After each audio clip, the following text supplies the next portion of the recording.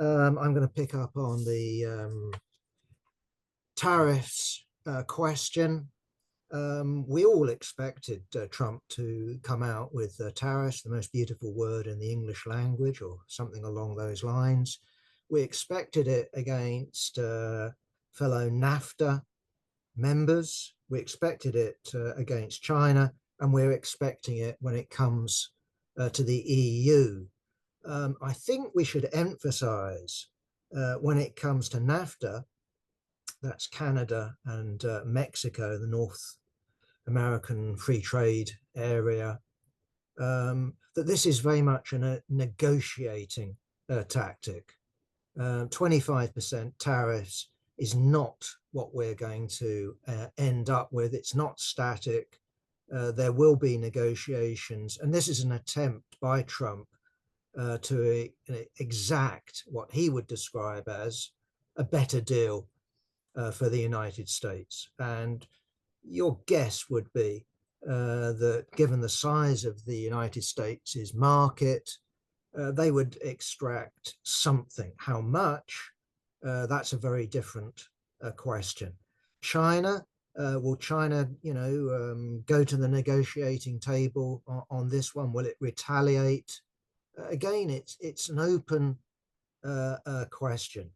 I don't think there's any easy answers because we're just going to have to see, both in terms of international relations, but also in terms of who exercises control at the end of the day internally. So comrades have mentioned, computer chip companies or manufacturers of iPhones. Prices will go up in the United States. Inflation will go up in the United States, but some capitalists will make a profit because of tariffs. Others might make less profit because of tariffs. And so there will be negotiations going on at an international level. There will also be pressure being applied internally, both in Canada, Mexico, and the United States. China, that's a different question. Okay, moving on. I'm going to be very brief here. We've got the most important elections, I would guess, in Germany for a long, long time. I'm not a student of German politics, but I would be prepared to say the most important elections in German, excuse me, I have a cough, in German post-World War II politics. What we have in terms of recent debates in the German parliament is success and failure, but in reality, success for Alternative for Germany. They participated in this CDU-sponsored motion, so not a piece of legislation, motion on immigration. And they also participated in terms of a failed bill. And remember, but all of this is electioneering. This isn't the politics of government. This is the politics of opposition, hoping to position themselves post February the 23rd for coalition negotiations. But the long and the short of it is that the latest opinion polls that I've read, and I think they were produced on Friday, show us what you might have expected, and that is some movement in the polls. I've been looking at German polls ever since the Schulz government basically collapsed. He announced elections, and they've been basically running along with little change. Okay, it's still little change, but nonetheless, listen to these polls, but this is by something called the Democratic Institute. It's Washington based, and according to the articles I've read about it, it's considered a reliable, it's considered,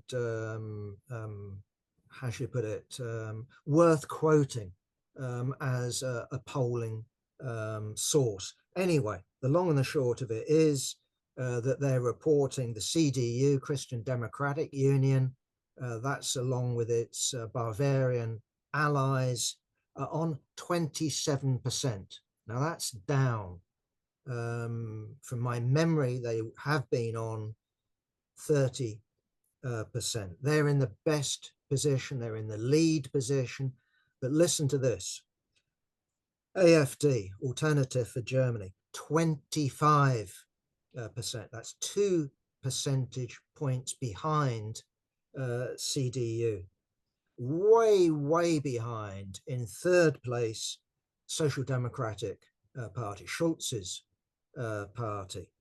Behind them, only a short distance, we have the Greens, and then we have, I was about to say the also runs, the ones that might get into Parliament and might not, because there's a threshold, a 5% threshold of parliamentary representation. I know there are some complexities. Either way, we have the Sarah alliance. Is it on the right? Is it on the left? I would say it's still on the left. It's a sort of George Galloway sort of party. It's on 6%. De Linke, one of these parties of recomposition that some people put so much faith in, is on 5%. Will it get in? Will it not get in? And then we have the Free Democrats, what is often called Germany's equivalent of our Liberal Democrats, also on 5%. Well, of course, as you know from your news broadcasts, as you know from your newspapers, the significance of the motion and the bill and the voting that I've referred to isn't that the so-called firewall that keeps the far right out. That's been an agreement in German politics, an unofficial agreement, really, since World War II. It's not that it's extinguished, it's just that it has been, to use a euphemism, it's been pissed on. And it's been pissed on by the leading party, the CDU.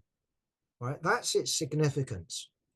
And so if we look at this opinion poll, if it's in any way accurate, and remember we're dealing with a proportional representation system, one could easily imagine the firewall being batted aside with the claim from the leading party, the CDU, either the AfD has changed, it's headed by a fluffy individual, Alice Weidel.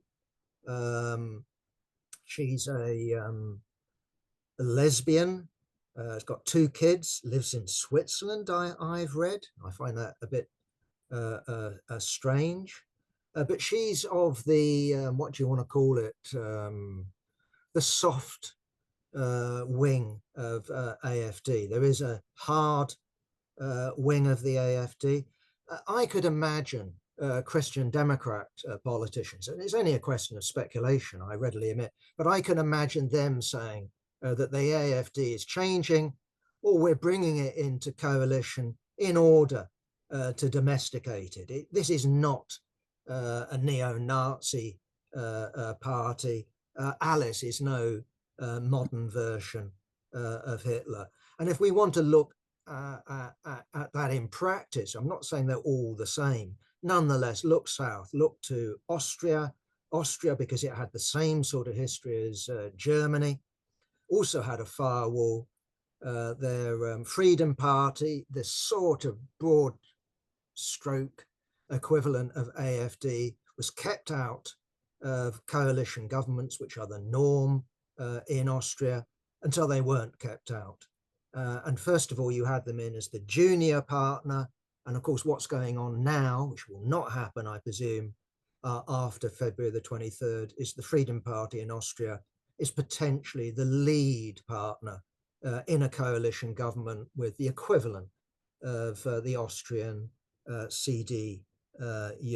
And when as I do, listen to the BBC, both in terms of listening to the radio and reading written reports by BBC reporters, I'm still told that this can't happen in Germany because of the firewall. I'm just almost left speechless by the naivety of BBC reporters. And they even say on the anniversary of the liberation of Auschwitz, they don't tell us who by, except by Allied troops. It can't possibly be a situation of where it's going to happen again in Germany. Well, I would argue that it ain't going to happen again in Germany. What you've got in the AfD is, though, just like in Italy, people who want to minimize fascism, or for that matter, privately would express admiration for the Hitler or Mussolini regime. Either way, things are changing. And all I would just like to add, of course, it is that if you take AfD, it's not only got an anti-migrant agenda, which is increasingly shared by every other party. I would say perhaps other than the left party, Die Linke, foreigners are the problem sort of type idea. But also when it comes to Germany's economy, it's got what you could call, and I don't really see a problem with calling it this, a common sense answer. Switch on the gas pipes again. Switch on Russian gas. Stop backing the Ukraine war. Repair Nord Stream 1, repair Nord Stream 2, which was blown up by the United States, and act in the interests of Germany first. As the hardline wing of AfD said, everything for Germany, which has got him in real hot water, I think because it was a slogan used by the SS. And I suspect he used that slogan deliberately, both in order to stir up liberal opinion, but also to win opinion that is basically breaking with the post-World War II consensus politics in Germany. Okay, I'm going to deal with one more shocking, outrageous poll return, and I think I'll finish with that one, Ian, for the sake of brevity and hear what comrades have to say. I should add, by the way, that we hope to have a series of articles in the Weekly Worker in the run-up to the German elections on 23rd of February, hopefully by writers that are more knowledgeable on the question than I am. Either way, having gone from the latest opinion polls in Germany, I thought it was worthwhile to go on to the latest opinion polls from Britain that are hitting the headlines. This particular poll is by Techni UK, and what it shows is the Labour Party on a pretty miserable, if we think about it historically, a pretty miserable 26%. I suppose as a morale booster for Keir Starmer and his crew, this is 1% up for Labour in terms of the last Techni opinion poll. But shock horror, what we have then, I'm talking in parliamentary terms to begin with, what we have is the main opposition party on 23%, which is -1%. And then we have Reform, and this is the headline grabbing figure. We have Reform UK on 24%. In other words, Reform UK is ahead of Kemi and the Tory party. We then have the Lib Dems 12%, the Greens 7%, and again telling us what we know, what we thought we knew. The Tory party is much more successful with those age 55 and above. Reform UK, on the other hand, is much more successful with those who are 55 minus, who are younger than 55. So we have a different demographic when it comes to the Tory party and when it comes to Reform UK, and telling us what anybody who can add one and one together and make two.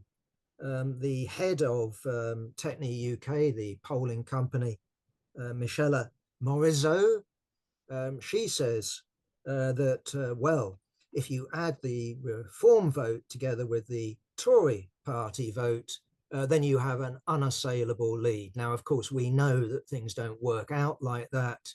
You can't simply, either bolt these two parties together without having both positive effects and negative effects.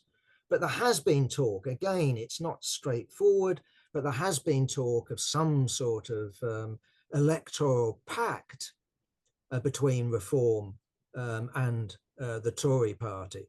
And that while that might actually diminish the Reform vote because it's joining with the establishment, it might diminish the Tory vote because they're joining with the far out Reform, far right and all the rest of it.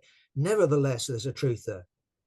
And we ought to be aware of that truth, that the Reform UK plus the Tory party, either an electoral pact or bolted together as the Conservative Reform Party. Remember, the Tory party, just like a lot of parties, has gone through a series of splits, but also fusions. I used to know the Conservative Party as the Conservative Unionist Party. When I was young, I always thought it was the Ulster Unionists. It's not, it's the Scottish Unionists that name came from. But it's not impossible to have a Conservative and Reform Party. And the point I would make here is that the typical left response is to say, well, what we'll do is we'll demonstrate. So if you look at Socialist Worker, it's looking at the rise of Reform and Nigel Farage, and basically saying, look, what we'll do whenever Reform stands in a council election or in a county council election or in a national election, we will oppose Reform. Well, as we've pointed out, well, what's that mean then? Does that mean voting Conservative? Does it mean voting Liberal Democrat, Green? Or does it mean voting Labour? If you vote Liberal Democrat, certainly, it's most certainly if you vote Labour, you're joining with the problem that people are rebelling against. Why are people voting Reform? Is it because they're so happy with Labour? They must be surely alienated from the political establishment. So for the left to join the political establishment, the danger is, and I think it's a real danger, just like in the United States, that you are perceived, and indeed you become part of the problem. You're not part of the answer, you're part of the problem. So what do you do in the United States, confronted by Kamala Harris and Donald Trump? The left would tend to, official Communist Party, a lot of the, and I understand why, would say we vote Kamala Harris. Well, you vote Kamala Harris and you get Donald Trump. What you don't get is any move to the left. What you get, indeed, is society drifting further and further to the right. And what happens then is that the left, just like in Germany, is dragged to the right. What was unacceptable a year ago becomes unacceptable. What was unimaginable 5 years ago becomes just standard, I've used the word already, but common sense. That's the danger. So from our angle, what you need is independent working class politics, which does include not only challenging, reform candidates, God help us, but also challenging Labour candidates, presenting a working class alternative to the bourgeois Labour Party, not on the basis of some broad frontism, but actually an alternative that can actually challenge the existing system. So, for example, I'll just leave this one and finish on this one, Ian. If you take, for example, the climate crisis, the idea, it's not that we don't have any demands in the here and now, but the idea that under capitalism, you can overcome the climate crisis, to me, is utterly delusional. Capitalism is based on expansion for the sake of expansion, accumulation for the sake of accumulation. It must produce more and more and more and more. What we need, in the slogan of XR and so many in the protest movement around the climate crisis, is system change. That will not come about by going slow on the roads, sit downs, stunts, interrupting theatre performances or sport performances. We need a mass party of the working class that can challenge for state power on behalf of a proven majority of the population. That's our perspective, which at the moment strikes many comrades on the left as utterly absurd and utterly ambitious. But to me, it's the only logical, it's the only, how should you put it, rational approach to the climate crisis. And I could mention so much else besides, but I'm going to finish on that one. Ian, thank you very much.